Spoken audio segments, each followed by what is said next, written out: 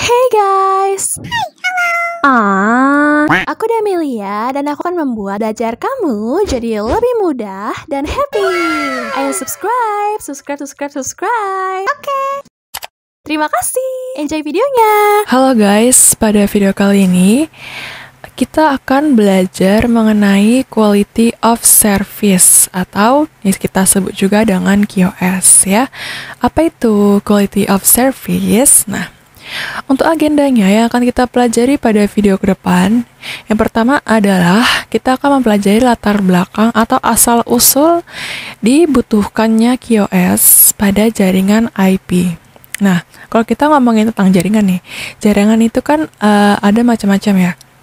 Ada jaringan yang membawa data, ada jaringan yang membawa suara seluler. Nah, kalau kita ngomongin jaringan yang membawa data, pasti dia memerlukan IP, dan kemudian IP juga akan memerlukan QoS supaya dia lebih bagus. Kenapa IP memerlukan QoS? Nah, di situ akan kita pelajari. Kemudian yang kedua adalah kita membahas mengenai definisi QoS-nya, kemudian parameter apa saja yang menjadi pegangan dalam menentukan QoS yang bagus, dan yang terakhir adalah jenis-jenis QoS-nya pada si jaringan IP-nya. Oke? Nah, sekarang kita akan membahas latar belakang dibutuhkannya dan definisinya dulu. Parameter kita akan ngomongin pada video selanjutnya ya. Oke. Nah, ini merupakan penjelasan latar belakang dibutuhkannya QoS, teman-teman semua. Nah, kenapa dibutuhkannya QoS? Karena kita melihat pada karakteristik di jaringan yang sifatnya itu IP. Nah, kalau kita lihat ya, jaringan yang sifatnya IT atau dia membawa paket-paket data, dia dalam melakukan layanannya itu sifatnya yaitu best effort. Nah, apa itu best effort? Jadi best effort merupakan dia hanyalah berusaha untuk menyampaikan informasinya dengan baik saja, ya. Tetapi dia tidak memberikan jaminan apakah informasi yang akan dibawa bakal sampai ke tujuan atau enggak. Nah, karena dia tidak ada jaminan, no guarantee. Untuk karakteristik IP yang kedua ialah tidak ada jaminan waktu dan pengiriman. Yalah, kenapa tidak ada jaminan waktu dan pengiriman? Karena kan dia dalam menentukan jalurnya itu kan best effort tidak menentukan rutenya terlebih dahulu ya. Nah, beda sama namanya virtual path.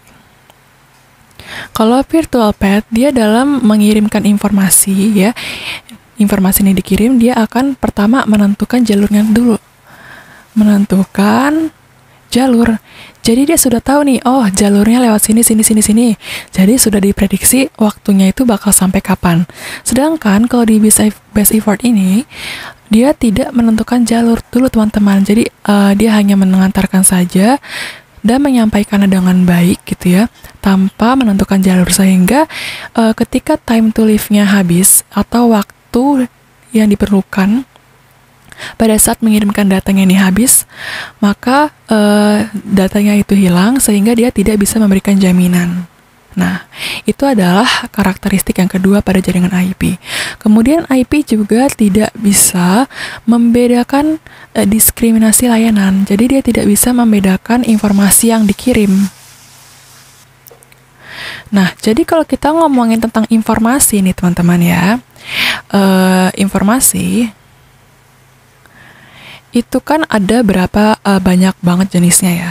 Ada yang jenisnya berupa suara atau berupa voice, ada yang jenisnya berupa data, ada yang jenisnya teks, video, dan masih banyak lagi. Nah, informasi-informasi ini itu dapat bersifatnya real time pada saat itu juga ya, dan ada sifatnya non real time. Nah, padahal aplikasi-aplikasi yang sifatnya itu non real time itu padahal aplikasi-aplikasi yang sifatnya real time yang banyak muncul pada saat ini seperti video conference seperti Google Meet, Zoom gitu-gitu, kemudian ada juga aplikasi game. Itu perlu yang namanya pembedaan layanan, ya kan? Dia sangat-sangat memerlukan persyaratan delay, packet loss, jitter yang rendah. Nah, padahal si jaringan IP-nya itu sendiri tidak bisa membedakannya, ya kan? Nah, ini merupakan salah satu juga tonggak latar belakangnya kita membutuhkan QoS. Nah, selain dia tidak bisa membedakan layanan yang akan dikirim, si IP juga tidak bisa membedakan profile user, ya.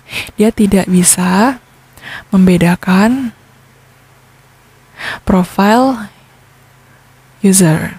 Nah, apa itu profile user? Jadi, user-user itu kan ada banyak jenisnya ya. Ada yang VVIP, ada yang VIP, ada yang user-user biasa. Nah, pastinya kalau yang ini dia membayar mahal dong untuk memerlukan jaringan IP-nya ini.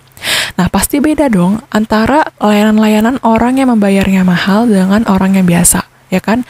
Nah, si IP ini dia tidak bisa membedakan, teman-teman, mana sih user yang VIP, mana sih user yang VVIP, dan dia juga tidak bisa membedakan mana sih yang datanya itu sifatnya non-real time, sehingga yang dilakukan oleh si IP adalah memperlakukan semua data dengan sama, ya.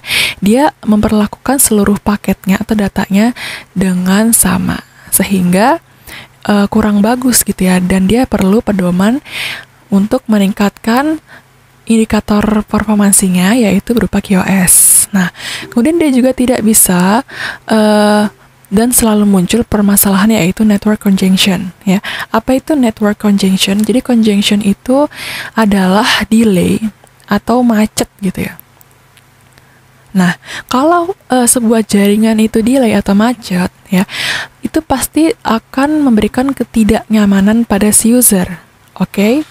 Nih, misalnya aja, kalau kalian main game, tiba-tiba kalian pengen lagi mabar nih sama teman-teman kalian tembak-tembakan, tiba-tiba network di kalian ini macet banget, delaynya lama banget, pasti kan itu nggak nyaman, ya kan?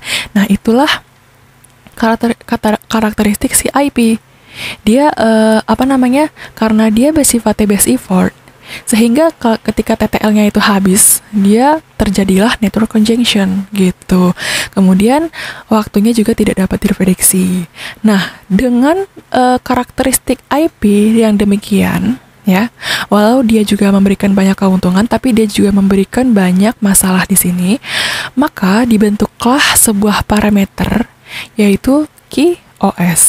Nah, jadi QoS ini diperlukan supaya kita bisa mengalokasikan sumber dayanya itu sesuai dengan informasinya, ya, sesuai dengan jenis informasi dan profile user. Oke? Nah, jadi QoS merupakan penyediaan layanan jaminan sumber daya dan pembedaan layanan.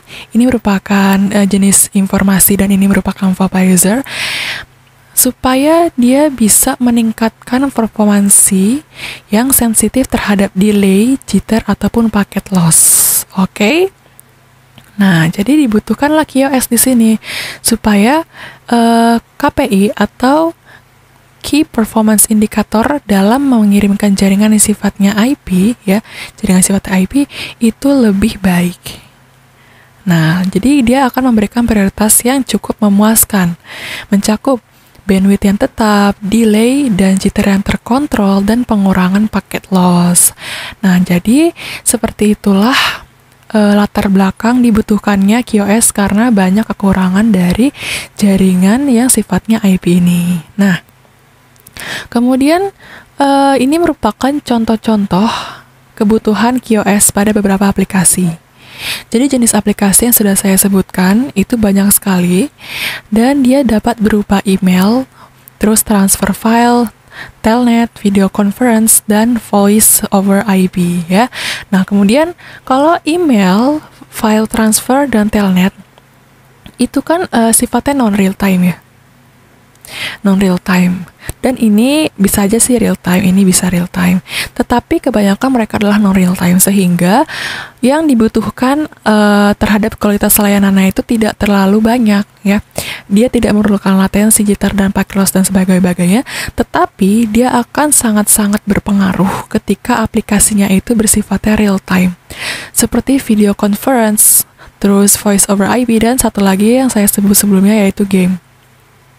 Nah, aplikasi-aplikasi yang sifatnya real time ini, dia perlu kebutuhan kualitas layanan yang sangat tinggi. Jadi sangat-sangat kritis dia membutuhkannya dan sensitif sekali terhadap namanya packet loss.